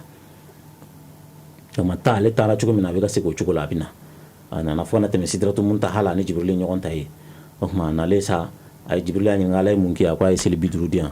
a ye nin fɔ n ye a ye nin fɔ n ye minnu kan ka fɔ Jibril la a y'o fɔ Jibril la a sinon Jibril tɛ yen ko kalama koyi min kɛra Jibril t'o ɲɛ dɔn o tuma ala kɛra seginna sa a bɛ ka na ale a nana se Nabila Ibrahima ma o bɛ sankolo 7 na a nana sɔrɔ o segin b'a nɔkɔrɔ la a bɛ ka mɛlɛkɛw lajɛ u bɛ ka Baitul Mamuru munumunu a ko tare n den ɲuman a ko i seginna a ko n seginna a ko ala ye bonya k'i ye ala ye nin kɛ Nabila Ibrahima ye dugawu k'a ye n'o ye kan bɛɛ da di ɲɔgɔn ma taara o tuma a nana se Nabila Musa ma min kɛ a nana sɔrɔ Musa sigilen bɛ a nɔkɔrɔ la Musa wulila k'i jɔ a ko nabi ɲuman a ko ala ye mun di ni mantonw ma sabu ne b'a dɔn ala tɛ e bololankolon bila n'a ma fɛnba dɔ kɛ e ni mantonw ye a ye mun k'i ni mantonw ye ala kɛra ko tiɲɛ don a ye seli 50 di yan ko ni mantonw ka t'o kɛ Musa ko a ma ko fas'alhu takhfif a ko irji ila rabbik fas'alhu takhfif segin ka t'i tigi ala fɛ yen k'a fɔ k'a ka dɔ bɛ 50 in na ko 50 in ka ca a ko sabula ne ye mantonw jarabi ka ko e Muhamadu ye hadamadenw e mantonw ye manton labanw ye o ka fɛgɛn tɛ se 50 in kɔrɔ a ka ca t'a fɔ ala ye k'a ka dɔ bɔ a la bon dɔw ko k'a seginna ka na sidratu muntaha la dɔw ko ayi ko yɔrɔ bɛɛ ala a bɛ ka bɔ ala de fɛ yen ko ala ye kuma n'a fɛ ko i bɛ yɔrɔ min na ala deli i bɛ yɔrɔ o yɔrɔ ala tulo b'i la kuma k'a ye ala deli ko ala bɛ deli dɔ bɔ a la fɛgɛya kɛ ni mantonw kan fɛgɛya kɛ o kuma surunya kosɔn ko ala kira ni ala tora u bɛ ka fɛn ta ni ka segin ni ala tora a b'a duruduru bɔ n'a y'a duuru bɔ a la kuma o kuma Musa b'a fɔ k'a fɔ k'a ka dɔ bɔ a la hali bi a tɛ ba i bolo a fɔ k'a ka dɔ bɔ a la ni ala kira y'a fɔ ala ye a bɛ dɔ bɔ a la ni ala kira y'a fɔ ala ye a bɛ dɔ bɔ a la seli 50 de tun don a tor'o la fo ka n'a kɛ seli 5 ye o bɛ faamuya wa parce que mun na an bɛ k'a fɔ ko seli 5 dɔw ko dɔnnibaga dɔw ko arakan 50 ko de tun don dɔw ko ayi hamsina sɔra seli 50 seli de fɔra mais arakan jate k'o tɛ komi seli 5 min filɛ an bolo est ce que arakan jate de fɔra a kɔnɔ ayi khamsu salawat o tɛ wa khamsu salawat hamsina salawat de tun don k'a bɔrɔla ka kɛ khamsa ye o tuma 50 de tun don a kɛra 5 ye o tuma ko seli de ko don seli waati yɛrɛ de an bɛ ka seli min seli nin ye dɛ o tuma ko seli kelen o tuma i b'a sɔrɔ o bɛɛ n'a arakan jate de tun don soit kɛra arakan 2 ye soit a kɛra arakan 3 soit a kɛra arakan hali n'a kɛra arakan 10 ye o kuma seli kelen kɔni daminɛ Allahu akbar ni salamu alaikum cɛ ko de seli kelen ko de ko don o kuma ko o de tora ka bin duuru fo kana tɔtɔ 5 ye 50 de kun don o kɔrɔ 45 bɛ Ala yafar'o bɛɛ kɔ ka to seli 5 ye k'a tɔtɔ seli 5 ye o kuma ko seli 5 o de filan bolo n'o ye seli fana lanzara fitiri safu ani fajiri kuma an b'a dɔn cogo min o kuma nka o arakanw jate tɛ kelen ye dɔ ye 2 ye dɔ ye 3 ye dɔ ye 4 ye ni 3 kɔni don i y'a faamu arakan 1 t'a la fana kɛra nafila ye olu ko tɛ an ka mɛ diyagoya o de ma awɔ arakan 5 t'a la arakan 6 t'a la arakan 2 o ye sɔgɔmada ye arakan 3 o ye fitiri ye arakan 4 o ye safu seli fana ani lansara o ye 4 ye a bɛ faamuya wa o kuma ko ninnu a bɛ fɔ nin de ma ko الصلوات الخمس المفروضة ولا سلوات دول من فرد على كرا كان صلى الله عليه وآله وسلم أنا منتون كوي نندي وكما كو سل بيدرو من فنا كون ديرا معكم من نشوكو يندلا 24 heures كنا كم سليشين بيدرو دي وكما كو بيدرو يندنا نبوي كبينا ندورو بين كبوالا كاتوتو دوري وكما سل دورو مسا على كلنا تانغندو أكلنا دورو والا واتمنا أكو محمد ما كو تا نني على فيا سبنا بكمنا بيدرو دي فرد أوكا wa nya sebenga latiga fana la ko bidurin doni nteno da awkuna ngamina bidurin to baraji de la aw la yubaddal alqawl ladayya mati falana ala fi ne ala fa ko biduru ka ba biduru da bana ngasa mena bidurin ke chugo mina aw tana biduru ke de ngane ala bena biduru ke bo baraji dawma mo dawma imam ya ake kanye man jaa bil hasanati falahu ashru amsalha mami mana nani nyuma kelen me baraji tandima o kuma arakan kele baraji tande ba no fe arakan kele sili arakan kele ni ko Allahu akbar ka arakan kele sili dora ko mi arakan tande sili ala fi o kuma ko Muhammadu te sili damay de ñu ka ko jien bara bela o ya la rasul sallallahu alaihi wasallam abu o fen fo kuni mo mi ni isilla ni ka baqiyatu salatu ni joka ko ban subhanallah walhamdulillah ki ka sega ka tuguni i ka fo ko subhanallah shitan sai ko ki ka seli kelen fajiri seli fana lanzara fitri safu kelen bela jidina bon alhamdulillah ibo fana ke shitan allah ko fana ke shitan bon ni najabti jo shiye keme ani biduru kosobe oto ya sheki men biduru fata biduru bon ko ni e mogo min dumina nin kan bon kemeni biduru ni kala be ake baraji bakelen ani baraji keme duru kosobe bon ko ni miniti da ibini daga sunogo san ni ya ini sirgi tari da glanga ibe subhanallah ke shin bi sabani saba alhamdulillah shin bi sabani saba allah ko shin bi sabani saba ka dafa wal mako ko ke allah ko ko shin bi sabani nani ko ka do dafani la ilaha illallah wahdahu la sharika lahu lahul mulku wal hamdu wa la kulli shay'in qadir o dafa kemena ko ni yo fona ke ko allah be baraji o te kemeya kala be baraji bakelen dima ko journée kono 24 heures ibe baraji bafla ani keme duru soro ko joni be kile 24 heures kono kebe ka jurmu fenke jurmu wafla ani keme duru bo yemi fo aya dama fem baraji be la fem et c'est là bien mi voni de fatigane de ay yemi fo ni keme subhanallah alhamdulillah allahu akbar ni de fatigane allahu akbar wallahi de fatigane wallahi ni de fatigane muru bendo akeke jurmu shu idiga labani ibi dani senge mi ni be wulo basoro senge tara allahu akbar ga di amba fatima de man sedna ali akaf sawu mani barade yani le dumo alakira de aduma sallallahu alaihi wasallam sedna ali ko kaba alakira afali dumi kama bla e ko hali ka kele badun so fayna ni jumal dun ako halu dun ma tu nyafo la ilaha illallah muhammad anta alakira don on te ala don ala kira de bi ala don no ma fe ka ala don mi ta ala kira fi ambe ala don non ta ala kira fi da ambe ala don na ma ta ala kira fi anti ala don ale ba don mi be ala fi o ni yere flaga ni min fone ko ni ke baraji wa fla ani ke medro 24 heures atika fo ila sa e bi ka jurmu wa fla ani ke medro ke e che mana ke jukmo atika fo ila sa foi ça dire était forke foi ese mi se ki balala aywa ala kambe so ala kambe so ni mamin ki gera doro jene bi jajjene bi jallahara ma ki guma man ma ki bi jajjena bi jallahara seli wakati min filɛ ka fɔ ala fɛ nin keguya dɔrɔn i k'a kɛ banni i k'a kɛ banni n'i y'a kɛ min fɔra ala fɛ i b'o yala wallahi min fɔ e b'o yala sila wallahi i b'o yala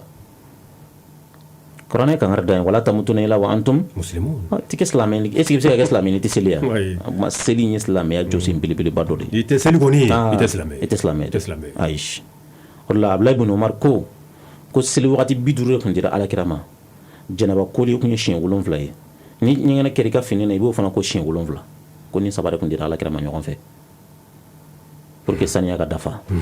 pour que tɔgɔ ni ɲɛgɛnɛ fana i ka fini sɔrɔ a ka ko ka jɛ ko ala tun ye nin fɛn 3 de di farda 50 n ka fɔ seli wagati 50 ani jɛnɛba koli siɲɛ 7 ani ɲɛgɛnɛ mana k'i ka fini na k'a ko siɲɛ 7 ma ko a ye nin bɛɛ de ala deli kɛ ala ye ɲɔgɔn fɛ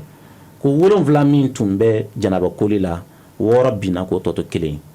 ni ɲɛgɛnɛ mana i ka fini sɔrɔ n'o ye sɔfɛ ye o fana 7 6 binna k'o tɔ to 1 seli tun ye 50 45 binna k'o tɔ to 5 ye ni Abdulahi ibn Umar ale ka riwaya ye ale nana ni min ye nin cogo la o tuma ko alakira b'a fɔ an ye hadisa la ko akthiru mina salat ala Musa a ko mantɔ a ye to ka seli kɛ Musa ka caya a ko sabula nabi ɲuman min ye intervention kɛ o kungo la Musa don Musa de ye intervention kɛ alakira ni ala cɛ ko alakira ka ala deli ko ala ka dɔbɔ doni na ko doni ka ca doni ka girin kojugu an tɛ s'a kɔrɔ a dun ye min fɔ tiɲɛ don dɛ 5 yɛrɛ an bɛ ka dɛsɛ o la n'a tun kɛra 50 ye dun dɔw yɛrɛ b'u sigi ten ni peut-être n'a bɔra so n'a selila siɲɛ kelen a b'a tɔ kɛ angoro sufɛ o y'a ban o yɛrɛ bɛ min bɛ seli sinon dɔw tɛ seli wallahi wallahi dɔw bɛ seli mɔgɔw ɲɛna ni mɔgɔw ɲɛna tɛ o tɛ seli ci tɛ ko kɛ maa la ko i bɛ ka k'i yɛrɛ de la ala b'i kalama ko ala ɲɛ b'i la lahara don yala ka se lahara fɔlɔ barzaku frontière kaburu frontière de frontière tɛ wa i ni maa si tɛ yen sigi k'i kelen de b'a kɛ mais fo fana hali sisan yɛrɛ ni ma hali ni saya in yɛrɛ comme o tɛ saya yɛrɛ kelen kɔfɛ yan hali diɲɛ in yɛrɛ la yan nɔ n ko maaw bɛ ɲugu i la wallahi parce que sisan sanmɛ tɛ mɔgɔw la dɛ n'i tɛ seli dɔrɔn n'i sara dɔrɔn mɔgɔw tɛ seli sisan maa si tɛ don maa si ka jahanama kɔnɔ bilen maaw jɛn'o kɔ a mɛnna n'i tɛ seli dɔrɔn mɔgɔw fɔ ko seli bi ni sara bi mɔgɔ b'a fɔ carrément ko a tɛ seli u bɛ to ka t'i fili dingɛ kɔnɔ n'i y'a sariya ta i ni ala bɛ ɲɔgɔn na koyi sila an tɛ jamana wɛrɛ kɔnɔ dɔn Mali kɔni kɔnɔ yan an bɛ Mali min kɔnɔ yan a n'an ka nin sous région ninnu na bi n'i tɛ seli ka n'i yɛrɛ musalaha i yɛrɛ ka kuma don n'i sara mɔgɔ b'a fɔ ko karisa tun tɛ seli u b'a fɔ wallahi u b'a fɔ ma kelen fɔ dɛ kelen mais a caman wallahi mɔgɔ bɛ jɔ kɛnɛ kan tiɲɛ yɛrɛ la karisa tun tɛ seli a kɛra jɔn na de l'hôpital on va l'amener au cimetière direct an y'o su caman y'an ɲɛ la an ka sira la ɲɛ an ka sira la ɲɛ dɔw bɛ i b'a sɔrɔ an ma surunya mɔgɔ dɔw bon karisa kɔni tɛ seli dɛ sisan an kana mɔgɔw tɔɲɔ an ka fɔ mɔgɔw ye dɔrɔn an bɛ taa n'a ye an bɛ bɔ n'a ye dɔgɔtɔrɔso la k'a ko ka o yɛrɛ bɛ kɛ bi hadamadenya de kama dɔrɔn sariya fana ma ban o ma bi kɔni b'i ladilan kɛ hadamaden de ye kɛ tilen ni kaburudon na dɔrɔn ka t'i fili dingɛ kɔnɔ ka na so a ni jɔn bɛ yen e ni jɔn bɛ yen sisan i y'a kɛ jɔn na saya in t'a bannen koyi ni saya kun y'a bannen wallahi ala tun tɛ sankolon dugu ma kolo 7 gulan kunna saya in t'a bannen ni saya kun y'a bannen bɛɛ tun bɛ lafiya o c'est nali ni saya kun y'a bannen wallahi bɛɛ tun bɛ lafiya mais saya y'a daminɛlen de ni saya kɛra dɔrɔn bara ni saya kɛra dɔrɔn kow daminɛna ala k'an ta ɲɛ yanni saya don cɛ ala k'an ci ɲuman na yanni saya don cɛ ala kɛra bonya kama salli ala Muhammad sila kuma an bɛ taa ni walada ye ka walada se a kuncɛyɔrɔ la waati bɛ ka surunya a ko ala kɛra b'a fɔ an ye sallallahu alaihi wa sallam ko kuma min ala ye nin kɛ sa kuma ala sɔrɔla ka ordre d'ale ma k'a ka jigin o kuma 50 min fɔra ala fɛ a bɔra 50 la a kɛra 5 ye ko nka 50 ye komi an y'a fɔ cogo min na a bɛ to a nɔ la a baraji la n'i ye kelen kɛ 10 de bɛ sɛbɛn n'i ye kelen kɛ 10 de bɛ sɛbɛn o kuma farda kelen n'i y'a seli a bɛ komi i ye farda 10 de seli o kuma ala fɛ farda 50 don a nɔ la hali bi an kɔni fɛ baara la farda kɛra 5 ye i b'a dɔn ko ala ɲɛna ala kɛra mantonw ma dɛ ala ɲɛna a ma dɛ ala ɲɛna a ma kosɛbɛ baara fitinin barajiba i b'o sɔrɔ a la sila ala kɛra y'a fɔ an ye ko nin su in na k'ale y'a ye a sɛbɛnnen bɛ alijinɛ da la a ko as-sadaqatu bi ashri amthaliha ko maa min ye saraka 1 fana bɔ ko ye a ɲɔgɔnna 10 de maa min ye saraka 1 bɔ o y'a ɲɔgɔn 10 de wallahu yudaifu liman yasha ayo fana wallahu yudaifu liman yasha ala b'a jidi maa ye maa min ta ka ca n'o ye dɔw ta tɛ 10 ye dɛ ni dɔw ye 1 ye 10 sigiyɔrɔma 10 o joli o ye kɛmɛ ye a bɛ double ten aho ila sabiyamiya aho kɛmɛ sigiyɔrɔma 10 aho o fana ka ca dɛ o yɔrɔ fana ka ca voilà aho donc a bɛ jiri ti ɲɔgɔn ɲɛ ka taa yudaifu liman yasha a bɛ dɔw ta jiri ka tɛmɛ nin bɛɛ kan sila ala ka ko cogoya t'a la koyi hadamaden ala ko i ka min kɛ i k'a kɛ dɔrɔn ma nin k'a tɔ to ale bolo laada tɛ ala la dɛ laada foyi tɛ ala la a b'a yɛrɛ sago la ala b'a yɛrɛ sago de la a b'i kunna goya a la seconde ala k'an kisi a b'i kunna goya a la seconde ala bɛ ten de ɲuman kɛ dɔrɔn o de la ko k'an ka ɲuman caman kɛ sinon lahara don ala ka hinɛ sirilen tɛ ɲuman na ala kɛra o fɔ an ye ko lahara don maa si ka baara tɛ don alijinɛ kɔnɔ u ko mamadu hali a ko hali ne fo ni ala hinɛ nana ila an yatagammadani rabbi birahmat fo ni ala sɔnna kan don a ka hinɛ baji kɔnɔ sinon ni ka ɲuman tɛ se kan don maa si ka ɲuman tɛ se k'i don alijinɛ kɔnɔ lahara i yɛrɛ min fɔ rahmati sabakati ghadabi o kɔrɔ rahama in b'a bolo fana dɛ ni ala ka harama in tɛ hinɛ tilacogo de b'anw na ala kɛra ko kullu bani adama khata caman bɛɛ bɛ juguman kɛ ni ala ko k'a b'a minɛ n'o juguman ye jɔn bɛ kisi jɔn bɛ kisi hali i Nawawi min yɛrɛ fɔ ko don dɔ la kan mama tala misatihi a bɛ k'u kalan a nana se ala kumakan dɔ ma ko wa baka ka shira fo ka fini ɲigi ko nabiya ibadi anni ana al-ghafuru ar-rahim wa anna adhabi huwa al-adhab al-alim ko ala ye rahma k'a ye o danbeya kana a yɛrɛma ani yafa ka o kɛ i n'a fɔ ale yɛrɛ de rahma ye ko nabi ibadi anni ana al-ghafur aywa ar-rahim ay tawkidu sabake nabi ibadi hal la hundana ye o kele anni ana a fu ye ko ne tigi ne jati de kana ni domir mun fasil to ana anni ne tigi min bɛ ka kuma dɛ al-ghafur ko tellement que aka kuma labana ko tellement que ayo ni fo kana ko tellement que kuma kan gɛlɛra bolo k'ale hakili jiginna Abdullahi ibn Abbas ka kumakan dɔ la ko Allahu yunzilu rahmatin yawm al-qiyamah ko ala bɛ hinɛw ni fɛnw jigin lahara jodo alikima jodo hatta yazunna iblis anna Allah sayaghfiru lahu wallahi ko ala bɛ hinɛ jigi tigɛ ala bɛ hinɛ min jigin lahara ko hinɛ bi bonya fa bɛ kɛ iblis dangatɔ kɔnɔ ko ala bɛ sɔn ka yafa ale ma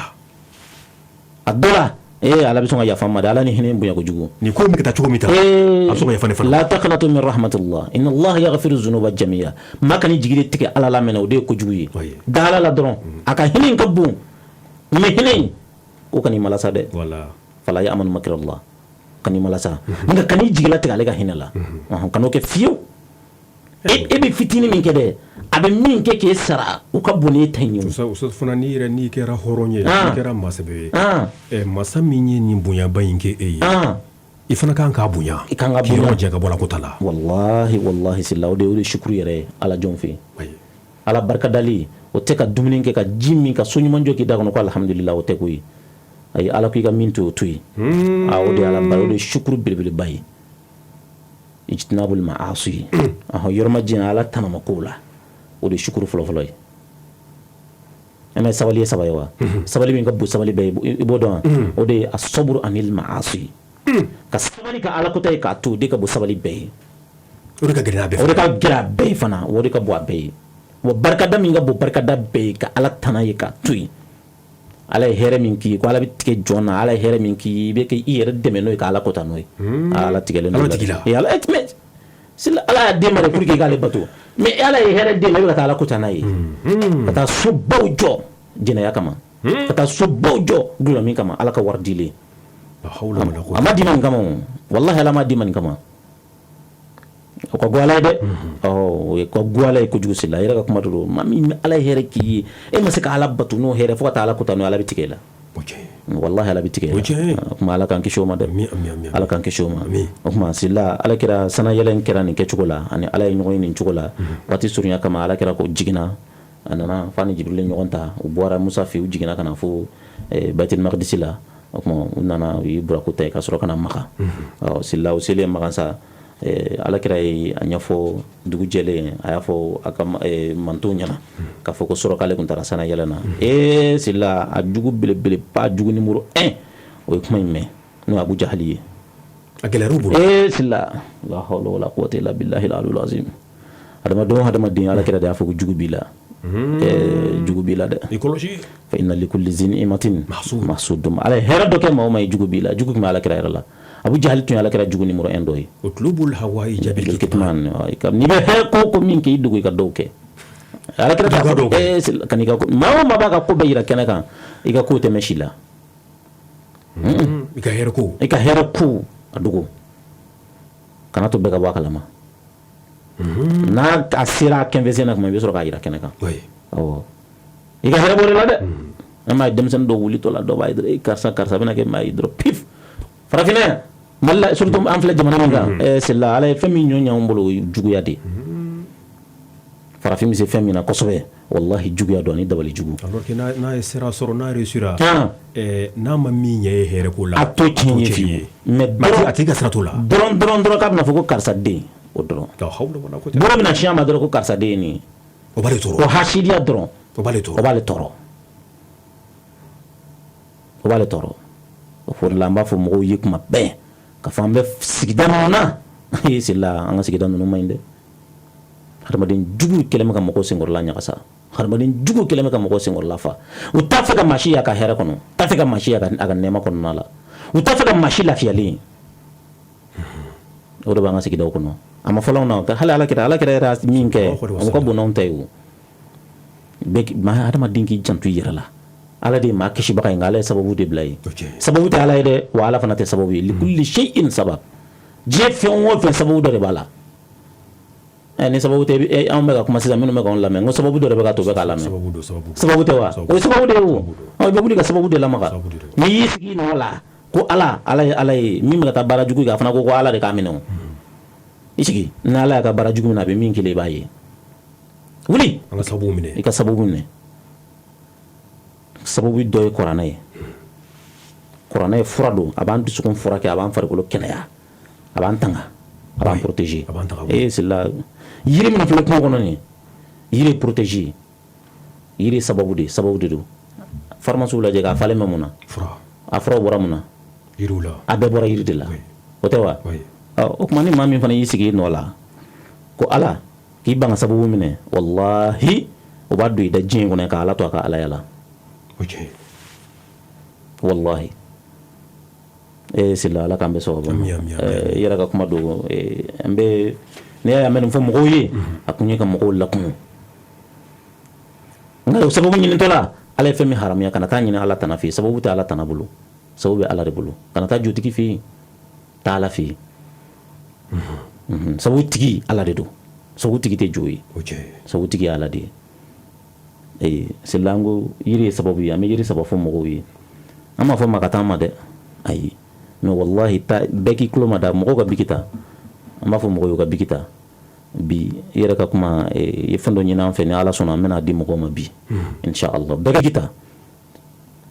ama fo ma shiga se amma ango beka ki yere ame fe mun fo la radio la anta fo war nyin kama anta fo sanu nyin kama amba fo man tun kasi ku yere na fanayi karamo mun ya damo yukono je yakadi ama wallahi umudu bana fiyu o ma fana bu mon fo ambo bwandu skun jele na ko fo ala de mako gla ba yawon tewo sohi an ko ka ala de dili ala kan be mako gla an karamo ko bi yiri saba fo ko yiri saba en ta asan sugula kana ta bo ko ngono re ay bete ko ngona rodo ta sugule ke ta yiri saba en sai kana do daka ko ne ka tubi ki kwala ni min bora la ibala kale yiri saba yiri folo yiri do ni tara sugule ko kulo mako ka sebende kulo ni mi am wuli antana parce que ni ko kibe e wuli ba ambe jabi afiyere na sega fenge aw bara wara do ma fala mako haketo kulo iba siri sabasa kala kari fly iba ko kala kari jema o siri saba ani mense o siri saba o ta kono tayo yi che ye muso yi asan sanjugula kulo kala kari jema bo mo ba yiri fo chuko te kele meni tra yiri fero la ni afo dro bado a seben chuko le kata fuwi no bado kulo kala kari jema ani mense ta ko mense do ko monse mana fo chuko mena dro yiri fero la bado o saba ta san tutala sila ta te ala mo ba qur'ana ya la lu be ngani a hani qur'ana ya tala bi barake ni ala ka sababu do yi sababu naturel ta taa ni saba bɔ ni yiri saba taa san sugu la a bɛɛ siri saba o tɛ kɔnɔntɔn ye wa i kana don daga kɔnɔ i ka a tobi fo n'a mɔna kosɛbɛ i ka to k'i kɔ a la siɲɛ 9 n'a y'i diya tile 3 tile o tile b'i kɔ a la siɲɛ 3 o tɛ koko 9 ye wa koko 9 sɔrɔ a la dɔrɔn n'i tilala i k'a ɲaga bɔ i ka taa la fili a banna n'a y'i diya kalo nin kɛ siɲɛ 1 ni min y'a kɛ commentaire t'a la o ni min y'a kɛ o bɛna tila k'i yɛrɛ wele k'a jaabi d'i ma yan wallahi an ye nin di maaw ma fu fi sabilillahi ala yɛrɛ jati kama u ka nin kɛ u ka nin ta u k'u ko nin na Allahu akbar dɔw bɛ ni maa min ko Ala ka barikaw don a la sila ni maa min ko sisan ko ayiwa an bɛ juguya waati de la u ye n genge u ye dabali kɛ na u ye nin kɛ na kuranɛ suran jan tɛ n bɛna suran 2 di suran 1 o ye qul huwallahu ye qul huwallahu yɔrɔ o man jan dɛ silamɛ ɲuman bɛɛ kan ka se o la qul huwallahu a man jan i y'a faamuya i b'a sɛbɛn siɲɛ 100 ani siɲɛ 11 siɲɛ 100 ani siɲɛ 11 i b'a sɛbɛn o la n'i y'a sɛbɛn o la n bɛ yiri 5 f'i ye o yiri 5 i b'i jija i b'o ɲini nin ka gɛlɛn dɛ nka nin fana bɛ nin bɛ siri jugu ni dabali jugu ni m'olu de tiɲɛ a yiri fɔlɔ o ye ŋaɲaka ye ŋaɲaka i b'o siri 2 ɲini sula finsan i b'o siri 2 ɲini manden sunsun i b'o siri 2 ɲini ji mana woyo ɲagaɲaga min bɛ kɛ ji woyo sira fɛ komi n'i taara kɔkɔnɔnaw la i b'u sɔrɔ yen nɔ ji bɛ na ni kalakala minnu a bɛ dɔw bila kɛrɛfɛ i b'o dɔ ɲini i y'a faamuya i b'o caman ɲini hali n'i y'a kɛ siri 1 ani yiri min n'a binna ka wuli a bɛ fɔ yiri dɔ ma ko yiri bin c'est comme yiri fiɲɛ a talon ka bin walima yiri binna nka a ma sa a dalen bɛ duguma a bɛ ka falen halisa o yiri i b'o kɔrɔ n'a tile bɛ ɲini o bɛ ko ale siri 2 mana kɛ yiri sugu o sugu ye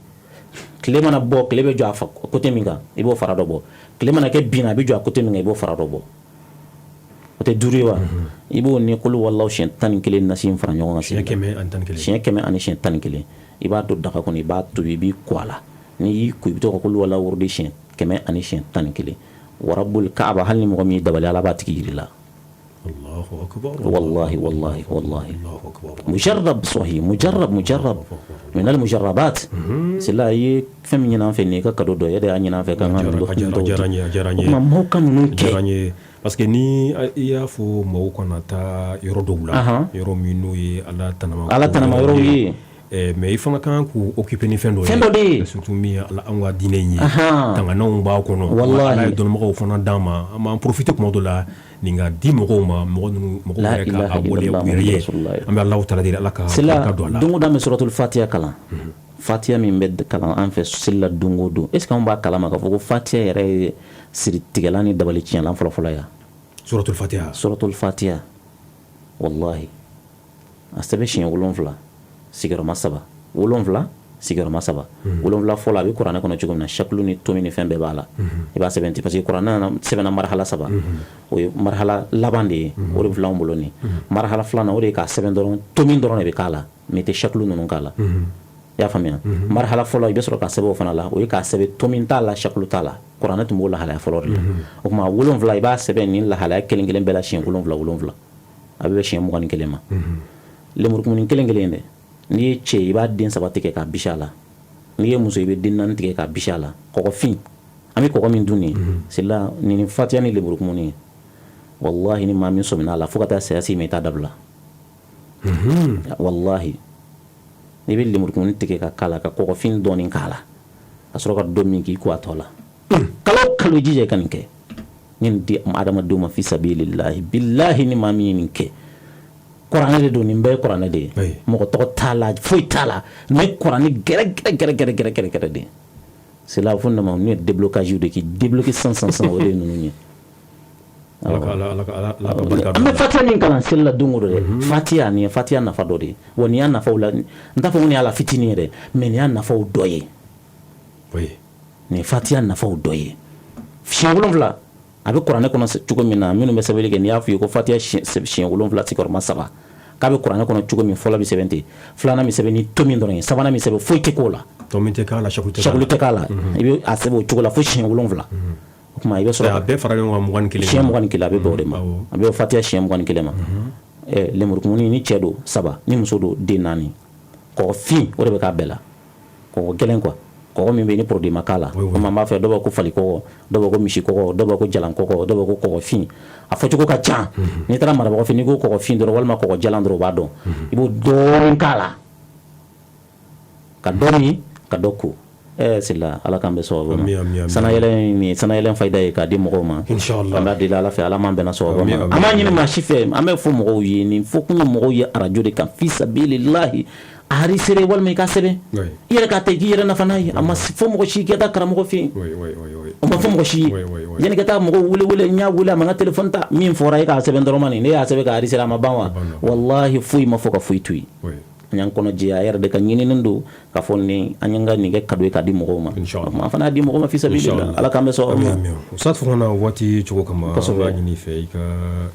dugawu k'an ye ayiwa n bɛ sigi wolo kan inchallah ni ala sɔnna sila an bɛ ala deli ala k'an bɛ sɔn ma ala k'an bɛ sɔn ma ala ka jamana ye ala k'a basigi jamana ye ala k'a kolosuma jamana ye ala k'a basigi jamana ɲɛmɔgɔw ye hakilila minnu ta an bɛ ala deli ala k'o kɛ jamana bɔlilan sira ɲuman belebeleba ye ala k'o kɛ jamana lafiyalan sira ye ala k'o kɛ jamanadenw kafɔla ye ɲɔgɔn kan gɛlɛyaba min b'an ka jamana kɔnɔ sisan an b'a deli Alahu taala fɛ ala k'a na ni fura ye joona o gɛlɛya ninnu ka se ka ban o gɛlɛya ninnu ka se ka furakɛ an b'o deli Alahu taala fɛ ala k'o k'an ye ala kira kosɔn e yɛrɛ an bɛ dugawu k'i kosɛbɛ i bɛ nin baara min na i n'i ka ɲɛmaayaso bɛɛ an bɛ dugawu k'o ye ala k'aw bolo mɛn baara in na a bɛ baara min na ala k'a ɲɛ u bolo ala k'a kɛ alijɛnɛ sara ye ala ka anw nafalan bɔ a la an lamɛnjɛkuluw ka foli k'u ye ka dugawu k'u ye an ka cɛkɔrɔba n'an ka musokɔrɔbaw an ka dugawu fanba n'an ka dugawu belebeleba an b'a k'u ye sila olu de tɛ sɛgɛn o tɛ ɲina waati bɛɛ lajɛlen na kɛrɛnkɛrɛnnen na an ka cɛkɔrɔba bɛ kamalen alimami an b'a fɔ an ka sirifikɛ alhaji muhamadu bayido hayidara an ka foli b'a ye nin waati na n'a ka denbaya bɛɛ sila ni cɛkɔrɔba in ye cɛkɔrɔba ɲuman ye cɛkɔrɔba ladiri don cɛkɔrɔba min don a kɔnɔ jɛlen don kosɛbɛ a b'a den bɛɛ fɛ a b'a ka kalanden bɛɛ fɛ o tuma an bɛ foli belebeleba k'a ye nin sigiyɔrɔ in na yan k'an bɛ dugawu kɛ ala ka sijan kɛnɛya d'a ma ala ka labanko ɲuman di an ma an bɛ tila ka dugawu ɲini a fana fɛ a ka dugawu k'an ye an bɛɛ lajɛlen a ka dugawu k'an bɛɛ lajɛlen ani a ka kalanden bɛɛ an ka dugawu b'u ye ka fara i terikɛ ka maninkakɛ Abudu Keyita Nafaji waati m'a sɔrɔ a sigilen bɛ arajo kɔrɔ ani an b'a n'a ka denbaya fo Abudu tɔgɔ fila kana jigi la ani Nafaji an ka foli b'u ye ka fara an ka professeur kan Cheikh Sekuba Konare an n'a yɛrɛ bɔra sisan ka sanayɛlɛn wajulu kɛ ɲɔgɔn fɛ k'an ka bɔ tiɲɛlen a n'a ka kalanden Cheikh Suleiman an ka foli bɛ u bɛɛ lajɛlen ka fara an ka cɛkɔrɔba kan Alhaji Muhamadu Fofana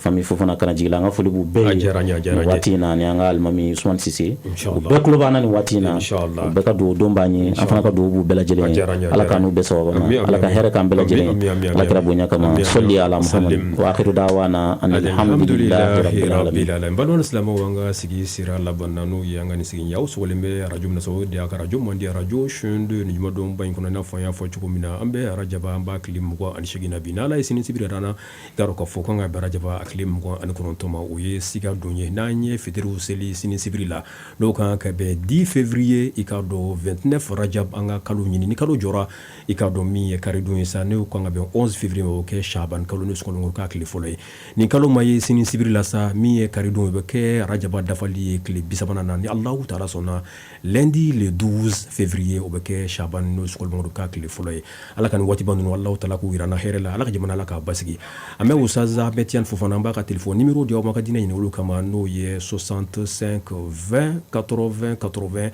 65 20 80 80 walima 75 20 80 80 75 20 80 80 65 20 80 Musa Baba Sila Mali Kansai an bɛ aw fo ni ka aw barikada aw kan bɛn an b'a fɔ assalamu alaikum wa rahmatullahi ta'ala wa barakatuh.